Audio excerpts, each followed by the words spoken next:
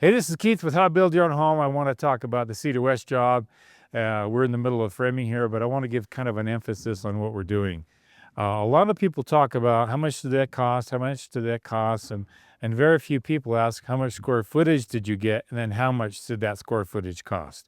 Well, if you've known me for quite some time and listened to my channel, you know that I love attic trusses, and attic trusses are probably one of the most affordable ways to grab square footage. All right. It's nothing more than changing the truss that you were going to put on the roof in the first place.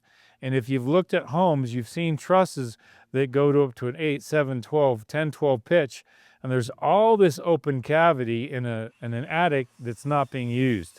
I like to capture that as much as I possibly can. So I've got a client here. He wanted a garage. We're building a detached garage with the home we're building. With the home, there's also a 3-car garage.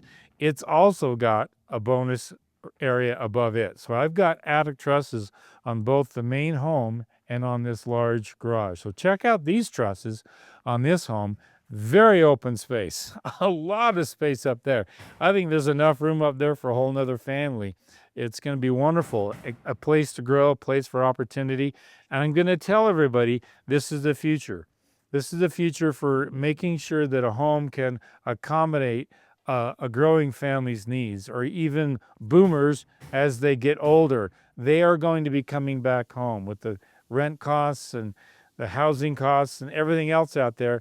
If you can plan for the future, one of the best ways you can do that is to throw attic trusses above a garage or above an area of the home that you can utilize later on down the road. So this is, again, a great way to get some extra square footage at the most cost-effective on your home, is to throw attic trusses on your home. This is Keith with How to Build Your Own Home.